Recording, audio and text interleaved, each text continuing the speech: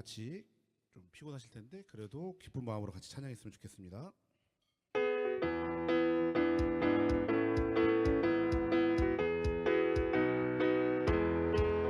나는 구원 열차 올라타고서 하늘 날아가지요. 재앙 겪어서 나 달려가다가 다시 내리지 않죠. 잡혀 필요 없어요. 주님 차장 대신이 나는 염려 없어요. 나는 구원 열차 올라타고서 하늘 날아가지요. 나는 구원 방주 올라가고서 하늘 날아가지요. 험한 시험 물결 달려도 전혀 겁내지 않죠. 뱃상 필요 없어요. 주님 선장 되시니 나는 염려 없어요. 나는 구원 방주 올라가고서 하늘 날아가 한 번 더 전하겠습니다. 나는 구원 열차 올라타고서 하늘 날아가지요. 재앙 겪어서 나 달려가다가 다시 내리지 않죠.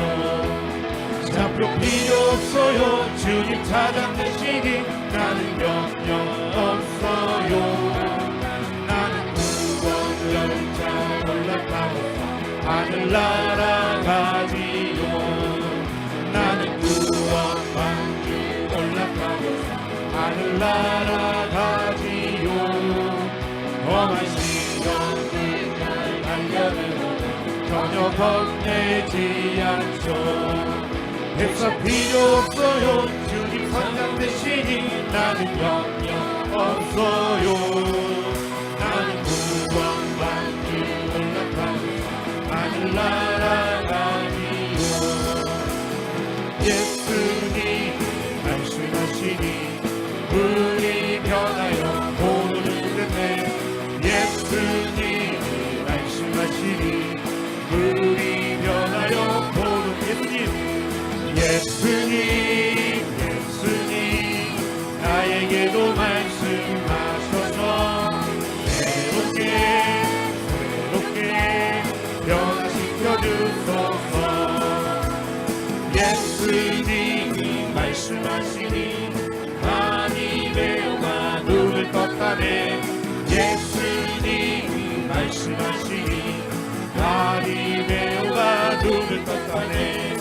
예수님 나에게도 말씀하셔서 새롭게 변화시켜 주소서. 예수님이 말씀하시니 죽은 나사로 살아났다네. 예수님이 말씀하시니 죽은 나사로가 살아났다네. 예수님 나에게도 말씀하셔서 새롭게 변화시켜 주소서. 예수님 말씀하시니 거친 파도가 잔잔해졌네. 예수님이 말씀하시니 거친 파도가 잔잔해졌네. 예수님 나에게도 말씀하셔서 새롭게 변화시켜. 처음부터 찾아가서 예수님 말씀하시니 예수님 말씀하시니 물이 변하여 포도주 됐네. 예수님 말씀하시니 물이 변하여 포도주 됐네. 예수님 나에게도 말씀하셔서 새롭게 변화시켜 주소서. 예수님 말씀하시니 하나님의 영광 눈을 떴다네. 예수님 말씀하시니 하나님의 영광 눈을 떴다네. 예수님 나에게도 말씀하셔서 새롭게 변화시켜 주소서. 예수님이 말씀하시니 죽은 나사로가 살아났다네. 예수님이 말씀하시니 죽은 나사로가 살아났다네. 예수님 나에게도 말씀하셔서 새롭게 변화시켜 주소서. 예수님이 말씀하시니 거친 바다가 잔잔해졌네. 예수님이 말씀하시니 거친 바다가 잔잔해졌네. 예수님 나에게도 말씀하셔서 새롭게 변화시켜 예수님 한번 더 해주세요. 예수님 나에게도 말씀하셔서 새롭게 변화시켜 주소서. 나의 가는 길은 오직 주님만이 인도하실 줄 믿습니다.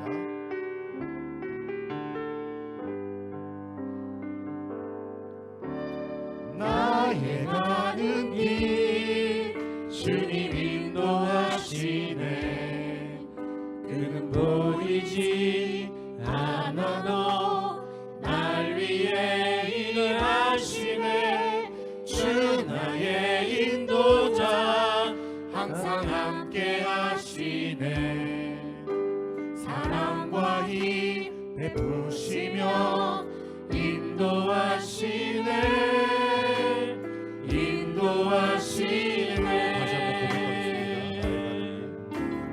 나의 가는 길 주님 인도하시네. 그는 보이지 않아도 날 위해 일하시네. 주 나의 인도자 항상 함께 하시네. 사랑과 힘 베푸시며 인도하시네.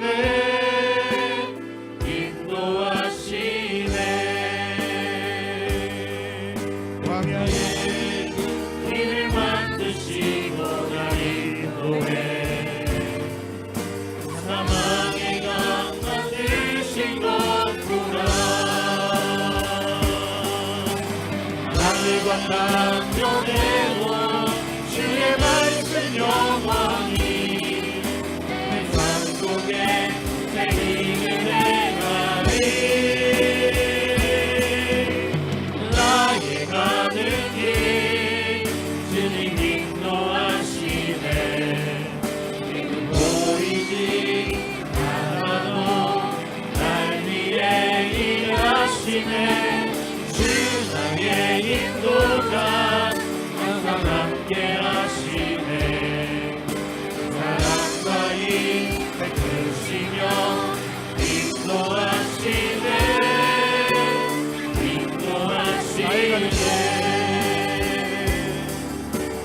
나의 가는 길 주님 인도하시네. 그는 보이지 않아도 날 위해 일하시네. 주 나의 인도자 항상 함께 하시네. 사랑과 힘 베푸시며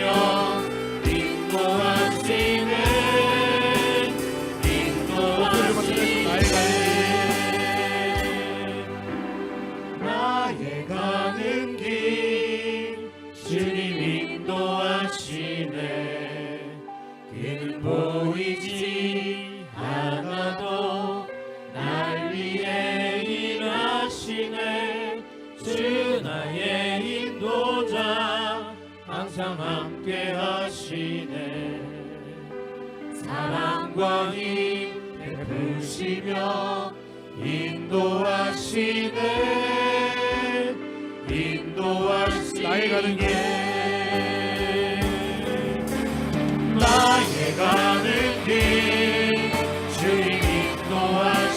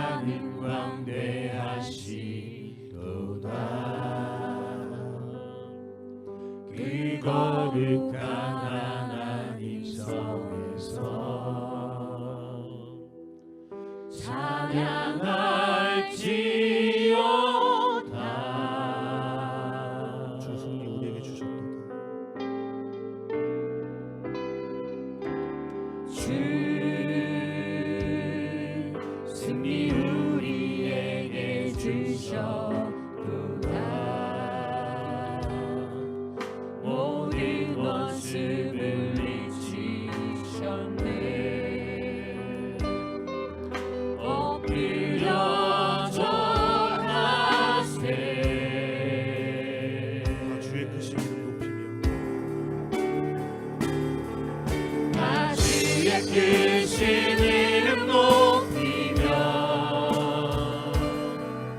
우리에게 행하신 위대한 일 감사하세. 오 주의 신실하신 그 사랑 온 땅과 하늘 위에 계셔 홀로 영원하신 이름. 다 주의 크신 이름 높이며 다 주의 크신 이름 높이며 우리에게 행하신 위대한 일 감사하세. 오 주의 신실하신 그 사랑 온 땅과 하늘 위에 계셔 홀로 영원하신 이름. 목소리로 고백하겠습니다. 다 주의 크신 이름 높이며 우리에게 행하신 위대한 일 감사하세. 오 주의 신실하신 그 사랑 온 땅과 하늘 위에 계셔 홀로 영원하신 이름.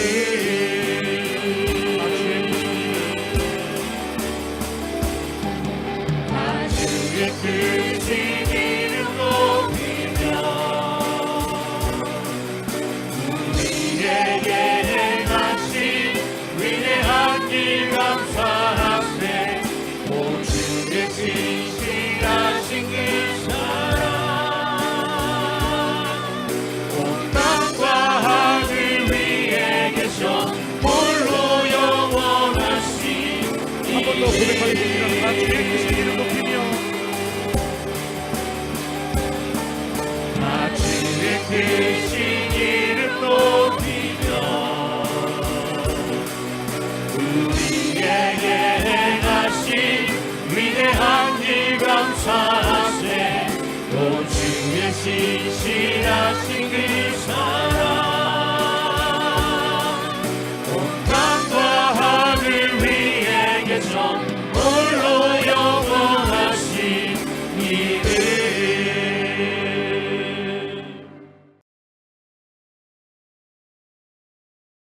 마태복음 5장 1절부터 17절까지 교독합니다. 1절부터 17절 제가 1절 읽습니다. 예수께서 무리를 보시고 산에 올라가 앉으시니 제자들이 나온지라.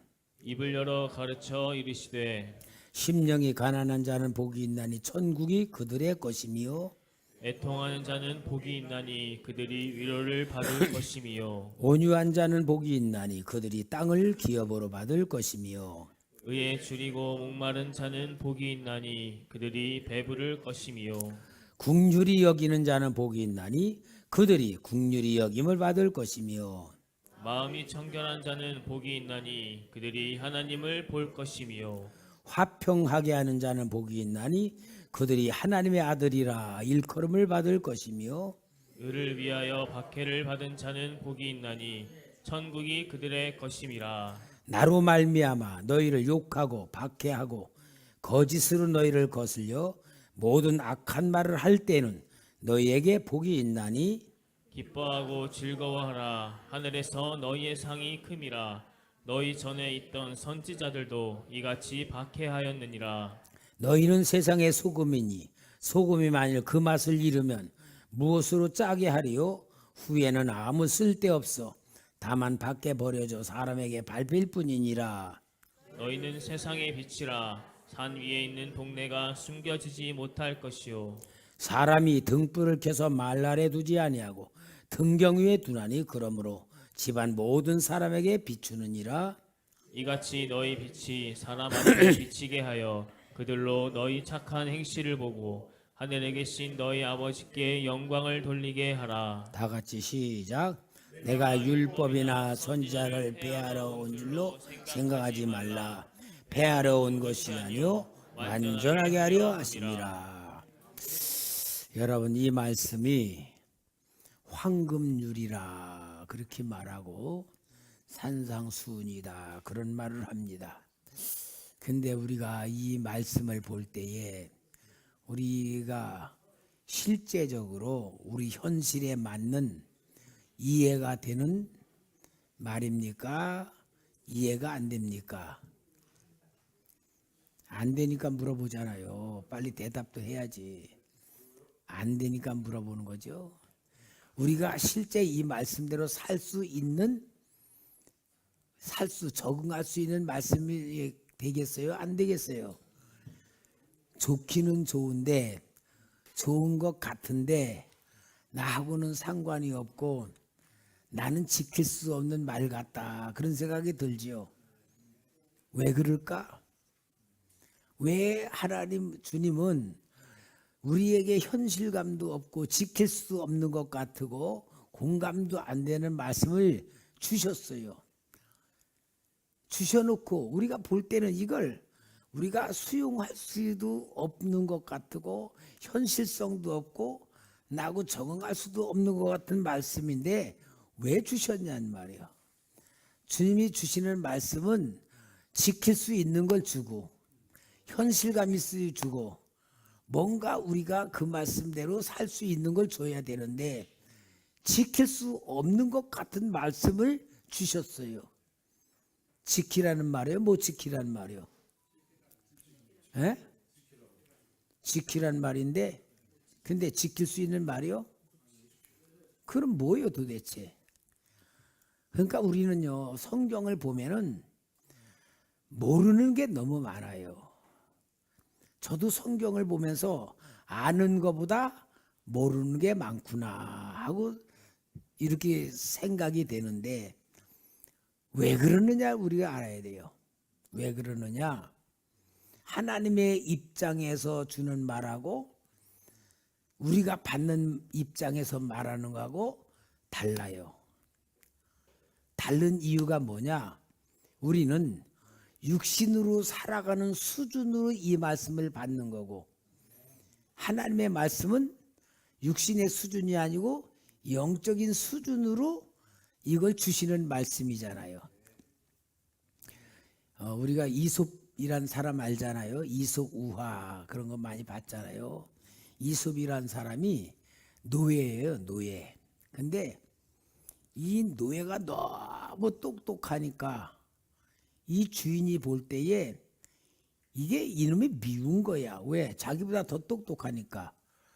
아, 요놈을 진짜 뭐 아예 죽여버려야 되겠다. 그렇게 생각을 하고 이솝에게 불렀어요. 야, 너 일로 와라. 너 내일까지 내가 들어보지도 못하고 보지도 못한 이 일을 갖고 와라. 내가 들어보지도 못하고 보지도 못한 걸 갖고 와라. 그러면은 너를 노예에서 해방시켜 주고 못 갖고 오면 넌 죽인다. 내일. 그러면서 이솝을 보냈어요. 이솝은 틀림없이 내일 이제 죽는 거예요. 왜? 여러분 들어보지도 못하고 보지도 못한 걸 어떻게 갖고 옵니까?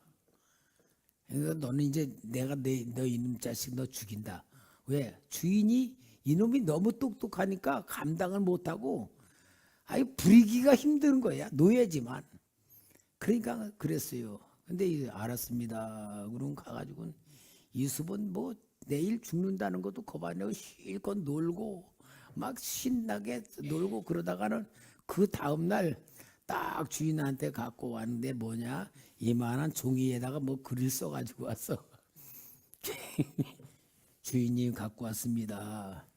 주인이 딱 보니까 뭐냐면은 주인님 우리 할아버지한테 주인님이 3,500냥을 빚졌다는 것을 이 문서로 갖고 왔습니다.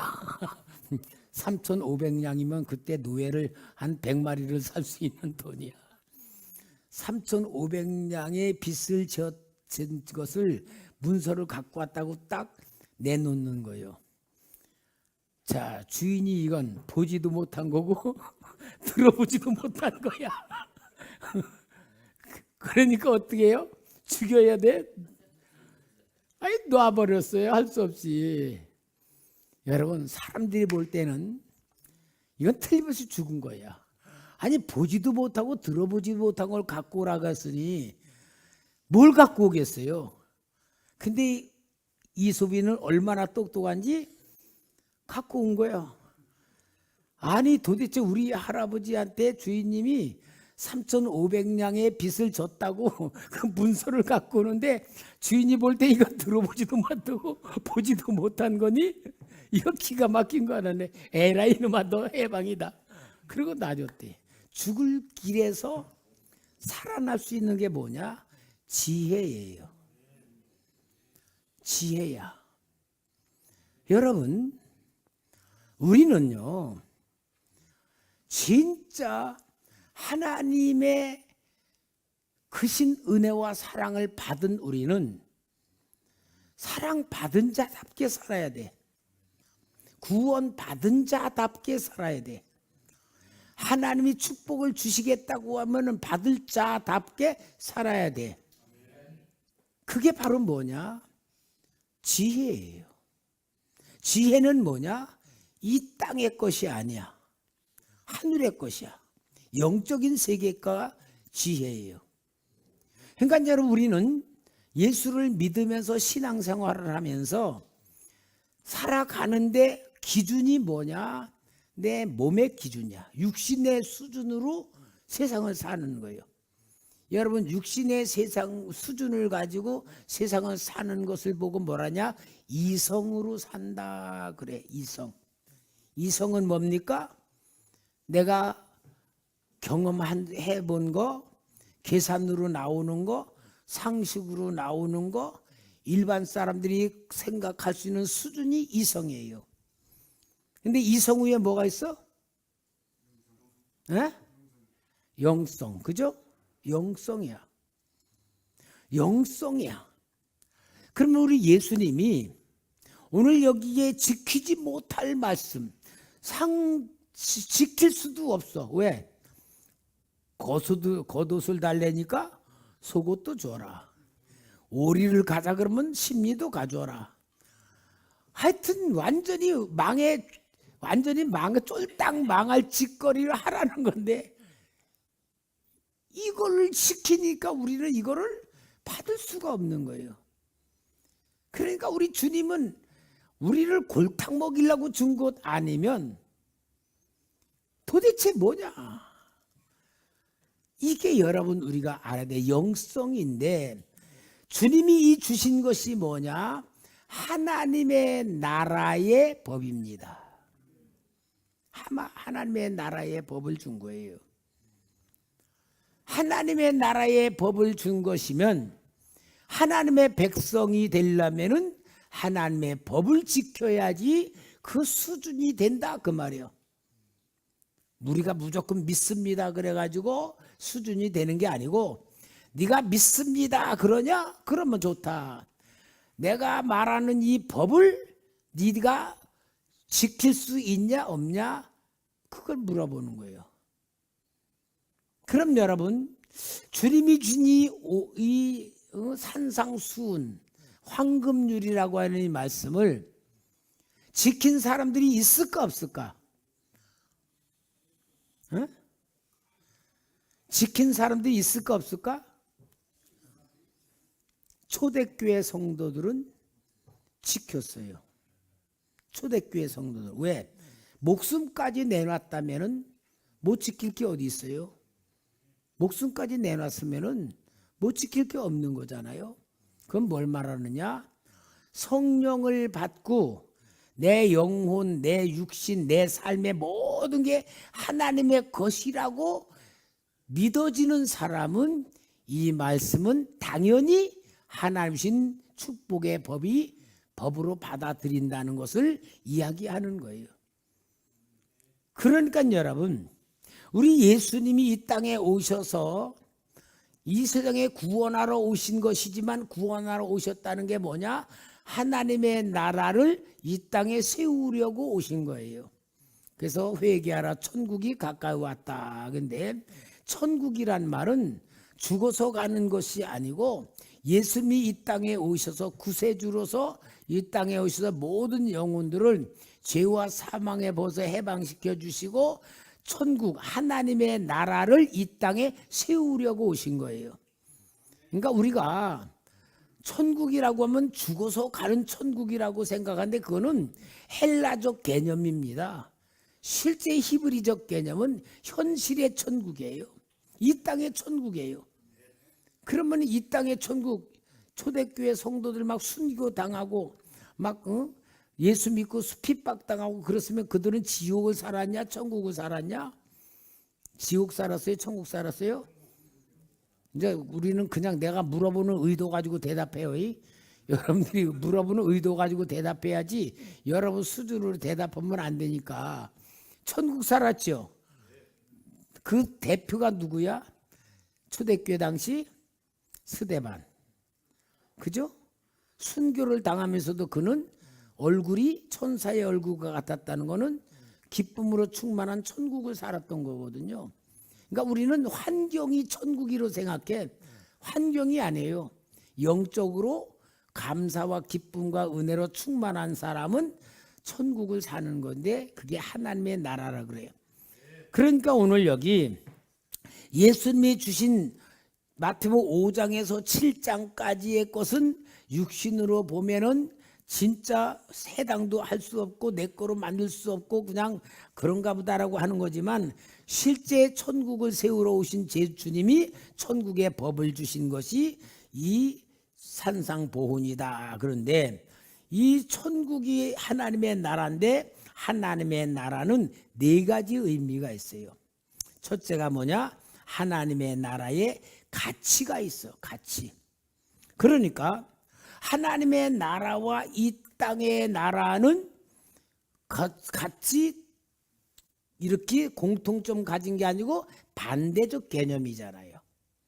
그러니까 세상에 속한 나라가 아니고 하나님에 속한 나라예요. 그러면 하나님에 속한 나라는 이 세상적 가치와 어긋난다. 우리는 이 땅에서 우리가 원하는 나라는 뭐예요? 돈 많은 거, 또 내가 원하는 게 이루어지는 거, 남보다 더 높이 출세하는 거, 뭔가 우리가 원하는 것은 이 땅에서 역적인데 하나님의 나라는 뭐냐? 하나님의 나라는 하나님이 다스리는 세계 속에서 다스림을 받는 거지 내 의도, 내가 원하는 게 이루어지지 않는 거거든요. 그래서 예수님은 세상의 기준을 보면 약하고 부족한 것들, 가난한 사람들, 애통하는 사람들, 여기 보면은 완전히 억울한 일 당하고 무시당하고 멸시당하고 버림받을 수밖에 없는 사람들이 뭐라냐? 복이 있다 그러는 거예요. 복이 있다는 거는 심령이 가난한 자, 애통하는 자, 국유력인 자, 뭐 완전히 우리가 원하는 거하고는 반대적 개념으로 있는데 그게 복이 있다고 하는 거예요. 그럼 복이 있다고 하는 것은 무엇을 말하냐? 세상의 성공이나 권력을 추구하는 게 아니고 하나님의 은혜로 사는 사람, 하나님의 도움으로 사는 사람, 하나님이 주는 평강을 누리는 사람, 이러한 내적인 것이 강조되고 내적인 것으로 이루어지는 나라가 하나님의 나라다 그 말이에요.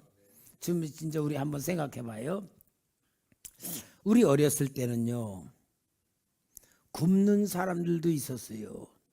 실제로 우리 뒤에 살던 친구는요 굶고 막 그랬어요. 어머니가 한 7, 8살 때 돌아가셨나 그러고. 그런데 이 친구는요, 내 친구는 아침에 우리 아침 먹을 때쯤 되면 우리 집으로 와. 선이야 그러고 와. 그 우리 밥 먹는데 옆에 꼬마이 앉아 있어. 그 아침 못 먹고 있는 거야. 그 우리 엄마가 일로 와라 그러가지고 손 이렇게 내밀라고도 여기다가 밥 주고 거기다가 국인가 된장찌개인가 이렇게 올려주면 손을 이렇게 먹고 그랬어요. 제 어렸을 때 그런 막연한 생각이 나요. 굶는 거예요. 그러니까 굶는 사람들이 많았어요. 또 여의도서 살 때는요. 이제 저 시골에서 농사 지을 게 없는 사람들이 막 영등포로 막 이제 이사를 막 왔잖아요. 이제 여의도서 저희가 농사를 지면은 그 이제 비행장 입구에 사람들이 저기를 팔으려고 많은 사람들이 몰려 있어요. 그러면은 우리 어머니가 저한테 심부름 시켜요. 그 우리 단골로 일하시는 아주머니가 있어. 너 그 아줌마한테 가서 오늘 10명 아줌마들 모시고 어디 밭으로 가서 일하라 그래라. 그래. 그럼 나는 아침에 가서 그 아줌마 보면 아줌마 우리 엄마가요.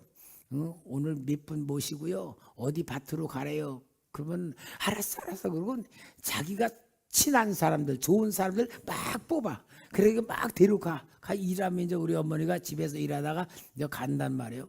나는 학교 안 가고 뭐 했는지 모르겠어 그때야. 학교 다닐 때. 하여튼 그랬어요. 그러면은요. 이제 엄마 가는데 이제 가서 밭에 가 있으면요. 점심 먹을 때 이제 이렇게 보면은 점심 싸운 사람도 있지만 점심 안 싸운 사람 저 밭에 끄트머리 앉아가지고 저길 쳐다보고 있어.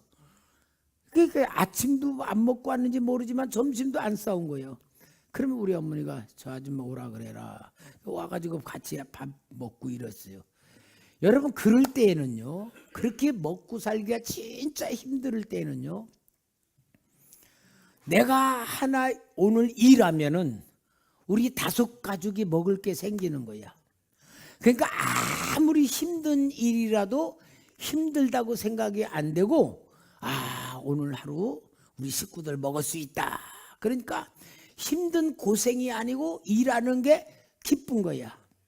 그래가지고 가서 일하면 쌀 사다가 같이 막 먹으면은 그게 그렇게 행복한데 그럴 때에는 진짜 시골에 있던 초등학교도 못 나가고 서울로 식모살이 오는 사람들이 식모 생활하면서 월급 가지고 막 집에다가 이제 붙여가지고 살고 막 그러잖아요.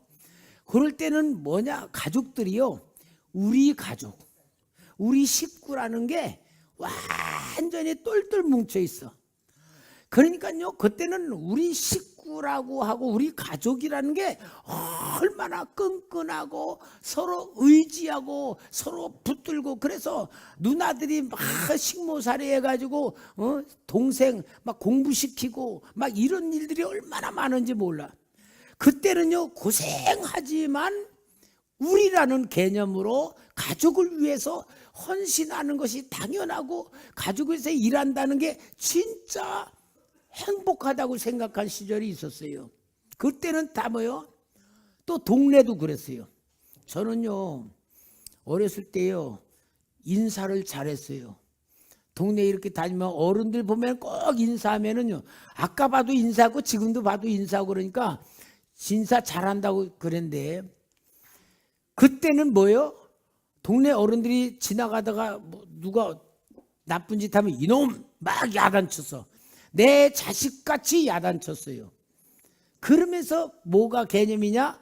우리 집, 우리 식구, 우리 동네, 우리 나라, 우리 학교 우리가 안 들어가는 단체가 없잖아. 그죠? 우리 다 그랬어요. 우리야 우리. 나가 아니야 우리야. 그런데 이제 막 맨 처음엔 이제 가게 부업으로 시작해서 뭐 머리칼 갖다가 뭐 간에 공업 만들고 뭐 하고 막 그러면서 이제 이렇게 막 산업 운동이 일어나고 그러면서 이제 돈이 막 점점 벌면서는 뭐가 되냐? 경제가 올라갈수록 사람들이 이제 다 흩어지기 시작해. 객지 생활에 가족이 나누어지게 되고 또 방도 커지니까 이제 네 방 내 방 희명내가 우리 엄마 방은 이제 아빠 방은 없대. 그때는 안방이라 그랬으니까 그러니까 다 각자 식구들이 내 식구면 내 식구 다 식구 다 각자 자기 방에 들어가서 살아. 그때부터 뭐가 돼요? 세분화가 되고 개인주의가 되고 개별적이 되면서 사람들이 이제는 개인주의화가 되고 그 개인주의가 이기주의화가 되면서 이제는 완전히 가정이 깨져버린 상태예요. 지금은 먹을 것 가지고 입을 것 가지고 어떤 돈 걱정 가지고서 불행하다고 느끼는 사람 별로 없어. 더 잘 벌려고 욕심 때문에 고생하지. 그럼 여러분, 우리 어렸을 때가 행복했는가 지금이 행복했는가 보면은 누구든지 다 비록 어려웠지만 그때가 더 행복했다 그래요. 왜요? 함께하는, 같이 사는. 방글라데시가 행복지수가 몇 년 전에 보니까 세계에서 1등이라는데 방글라데시 제가 가봤지만요, 진짜 지옥 같은 나라예요. 거기는 산이 없어. 완전히 평지야. 그러니까 제가 가니까 보니까 한 1m 정도 되는 말뚝을 박아놓고 원두막같이 집을 짓고 살아, 사람들이. 이제 아주 잘 사는 사람들은 이렇게 저기 빌딩도 있더라고요. 근데 아니 땅에다가 우리는 보통 집을 땅에다 짓지 어떻게 그렇게 되나. 근데 왜냐면 비가 막 쏟아지면 다 물웅덩이가 되는 거야.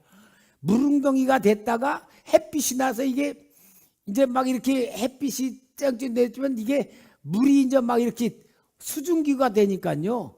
뭐 30도 40도 막 그렇게 올라가니까 밖에 훅 나가면 옷이 훅 젖어. 마치 습식 사우나 들어간 거 아니야. 그러니까 말뚝 받고 사는 거예요. 그런데 사람들이 행복 지수가 그렇게 높다는 거예요. 왜요? 우리 어렸을 때와 같은 개념이야. 여러분, 하나님의 나라는 뭐냐? 환경이 아니고 조건이 아니에요. 하나님으로부터 주신 은혜, 하나님 주신 사랑, 하나님의 구원 속에 들어오면은 마음으로 만들어지는 하나님의 나라면은 마음의 법을 가지고 지킬 때에는 하나님 없으면 못 산다는 것이 가난한 심령이야. 그가 천국이야. 그리고 주의 나라와 의를 위해서 안타까워하는 자에게 하나님의 위로가 임하는 거예요.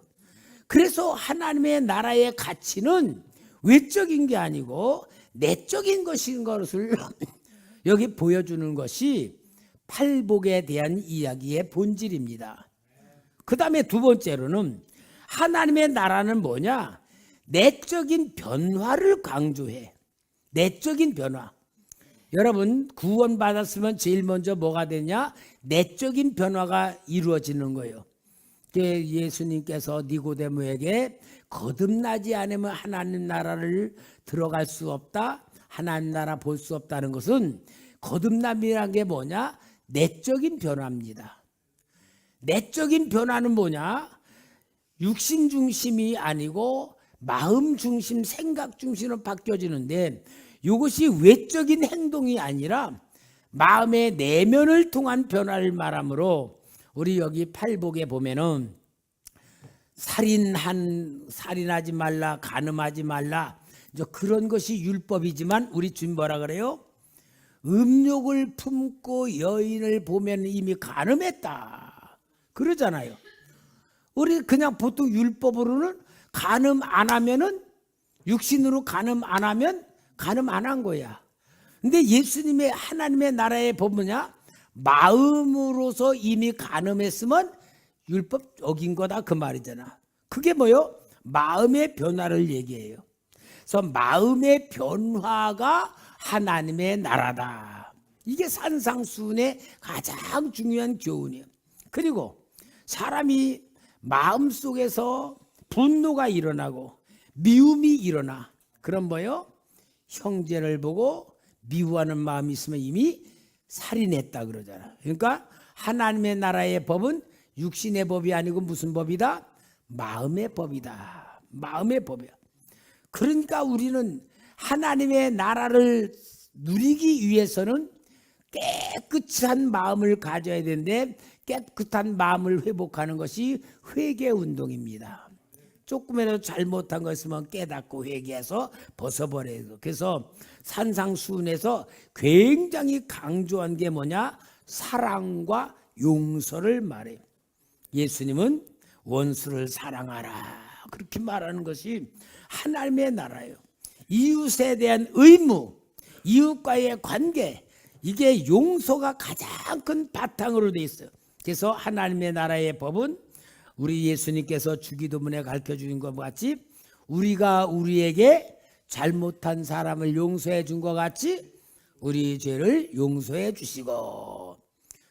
여러분, 그러니까 하나님의 나라 구원받은 사람들은 용서라는 것은 절대적인 조건이에요.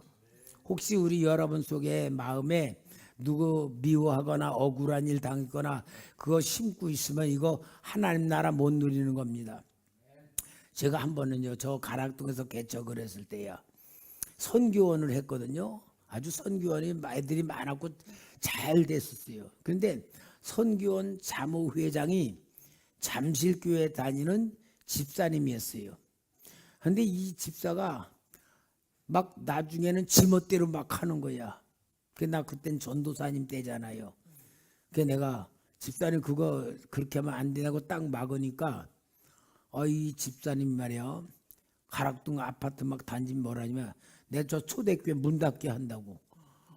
막 떠들고 다니는 거야. 초대교회를 문 닫게 한대. 세상에 시건방지게 집사가 말이야, 이제 비록 개척교회지만 전도사가 개척하는 거지만 막 그러고 떠들었는데 내가 얼마나 이게 괘씸하고 웃기는지 몰라. 그런데 내가 어디 부흥회를 인도하러 가는데 그게 걸리는 거야. 부흥회를 인도하러 가면은 이 마음에 찝찝함이 없어야 되는데 그 집사가 그렇게 밉고 괘씸하고 저거 진짜 예수님의 이름으로 저주할까? 그런 생각까지 막 나는 거야. 그래서 내가 버스를 타고 가면서 주님, 내가 지금 부흥회를 인도하러 가는데 이게 마음에 걸립니다. 용서해야 된다는 거는 머리로는 아는데 가슴으로는 용서가 안 됩니다. 이걸 어떻게 해야 됩니까? 그러니까요, 주님이 그러시는 거예요. 네가 나한테 행하는 걸 한번 생각해봐라 그러더라고요.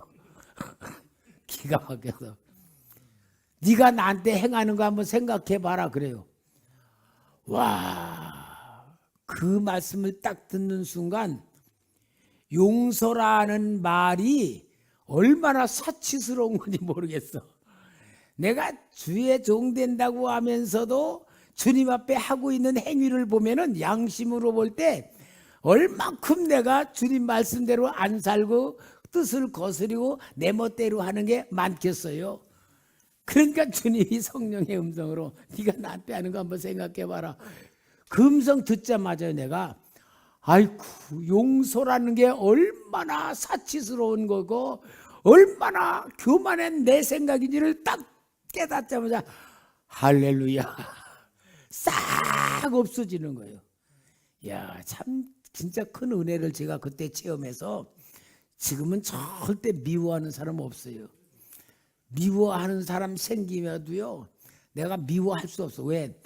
미워하고 있는 순간에 그 미워하고 있는 마음속에 마귀가 귀신이 이렇게 들어오는 게 느껴져요. 왜? 분을 내어도 해가 지도록 품지 말라 그랬잖아요. 왜냐? 해기도록 품으면 이미 그 마음을 타고 귀신이 들어와서 내 마음에 자리를 잡고 있는 거거든. 그러니까 화날 수 있죠.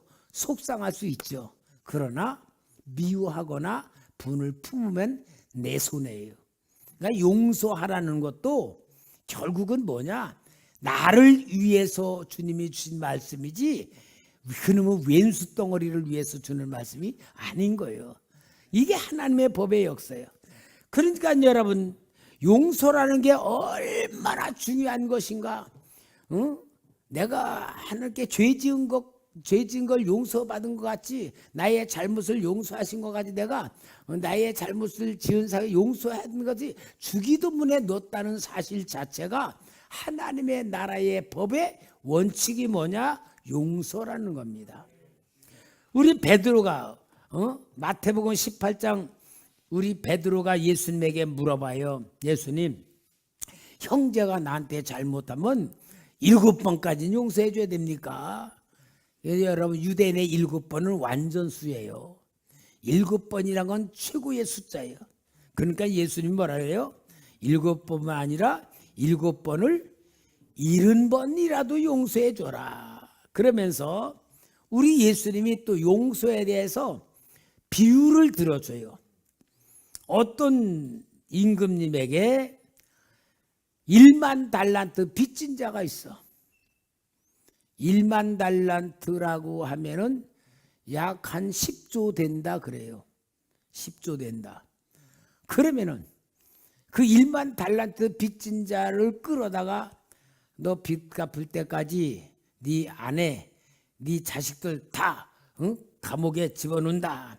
그리고 그 갚을 때까지 그 아내도 팔고 자식도 팔아가지고 다 빚 갚아라. 뭐 빚 그거 가지고 갚는 것도 아니라 그럴 때에 아이 종이 하나님 그 임금님 앞에 울면서 용서를 구하고 그 빛을 내서서 하니까 에이 불쌍하야 너가 그 1만 달란트 있어도 살고 없어도 사는데 그래 없는 거 치고 야 용서해 주고 탕감해 줬단 말이야. 1만 달란트 약 10조 되는 거. 근데 이 사람이 풀려나가지고 가다 보니까 자기한테 약 1,000만 원 빚진 사람을 만났어. 너 이 모가지 꽉 잡고 빚 갚아. 그러니까 이 사람이 아이고 내가 좀 참아달라고 갚게 되니까 못 참아. 그러고 감옥에 넣었다 그랬어요. 감옥에 넣었어요. 그러니까 그 소식을 들은 동관들이 임금님한테 그 얘기를 하니까 아니 10조를 용서를 해준데 지는 1,000만 원 빚 못 갚았다고 그 사람을 감옥에 넣어? 그럼 내가 너를 탕감해 주겠냐? 아니잖아요. 그래서 우리가 주님이 말씀하신 게 뭐예요? 한번 마태복음 18장 33절부터 봅시다. 자, 같이 읽어봐요. 시작. 내가 너를 불쌍히 여김과 같이 너도 내 동료를 불쌍히 여김이 마땅하지 아니하냐 하고 그 빛을 다 갚도록 그를 옥중들에게 넘기라. 35절 시작. 너희가 각각 마음으로부터 형제를 용서하지 아니하면 나의 하늘 아버지께서도 너희에게 이와 같이 하시리라. 그러니까 여러분 우리는 구원받았다는 것은 용서받은 거예요. 그럼 우리는 당연히 나한테 잘못하는 사람을 용서해야 줄 의무가 있는 거예요. 그 의무를 감당 안 하면 어떻게 됩니까? 하나님도 우리에게 용서한 그 용서가 취소가 된다 그 말이에요. 이게 하나님의 나라의 법이에요. 혹시 여러분들이 억울한 일 당했습니까? 손해보는 일 당했습니까? 여러분에게 어떤 큰 상처 줬습니까? 마음속에 가지고 있는 거 하나님의 나라를 누리려면은 빨리 여러분 자신을 위해서 깨끗이 씻어버리시기 바랍니다. 그러니까 여러분 우리는 인간 관계가 얼마나 중요한 거를 알잖아요. 저는 돈이 없어서 보지 못했습니다만은 옛날에 밀양이라는 영화 있었다 그래야 돼. 밀양이라는 영화가 뭐냐면은 그 여자가 아들을 데리고 시골에 가서 사는데 그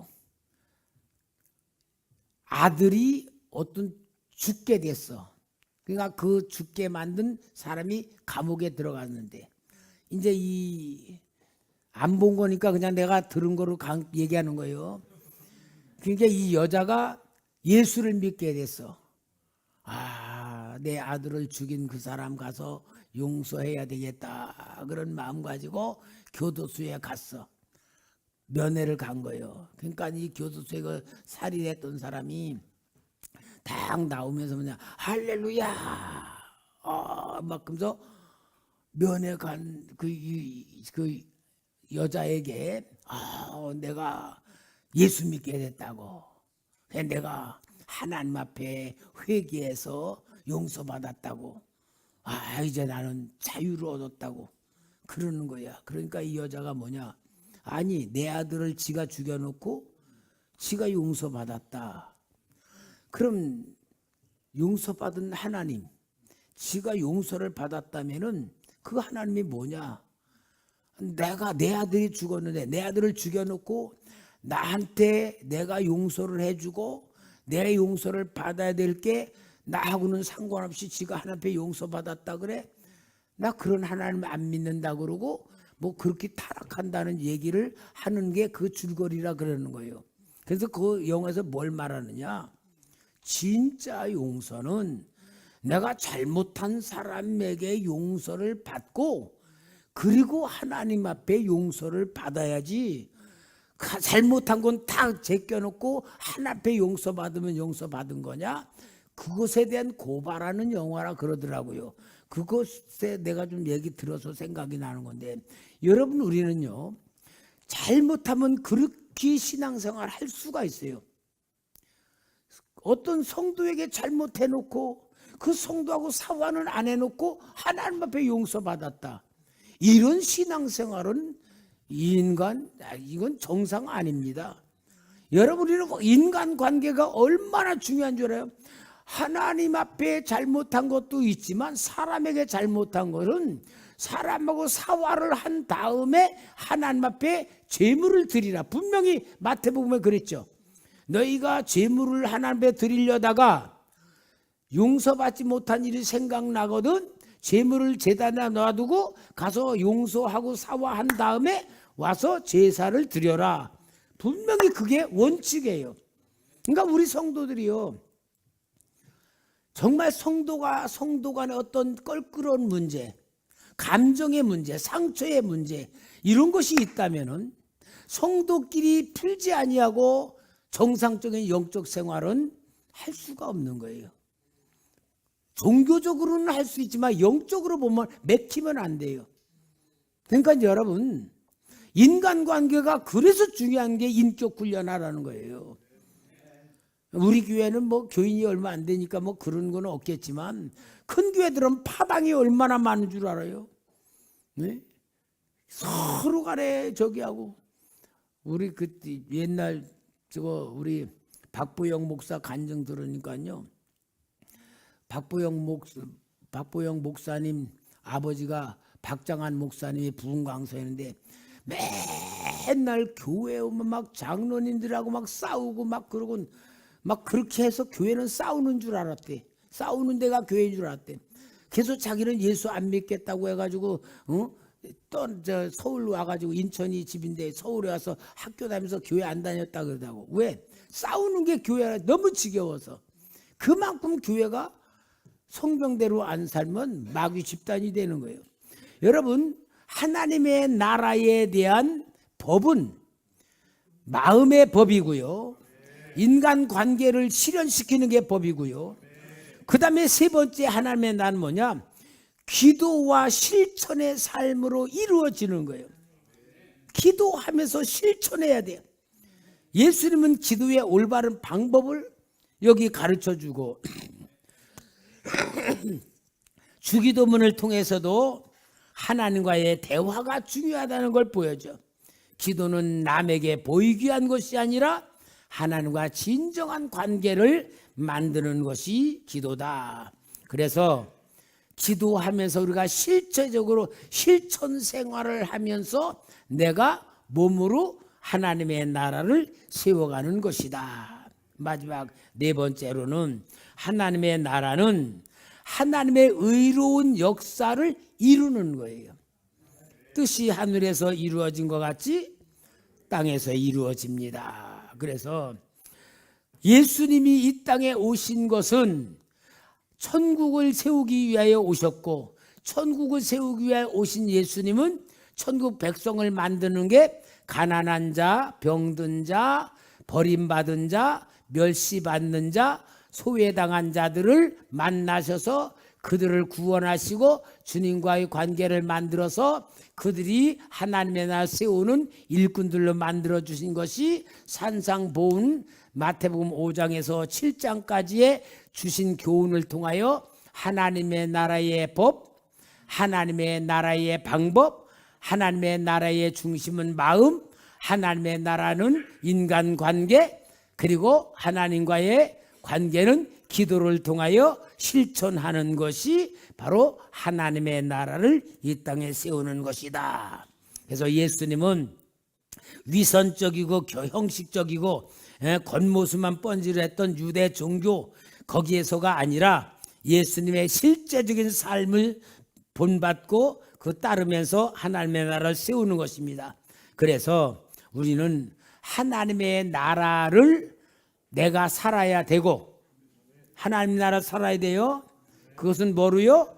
하나님의 말씀으로, 하나님의 법을, 산상수훈에 있는 그 말씀이 나의 마음의 법이 돼야 되고, 내가 그래서 구원받았다면 내 생각과 내 환경과 내가 원하는 욕망이 아니고 하나님의 뜻을 이루는 그런 삶을 내가 만들어 가니까 뭐요?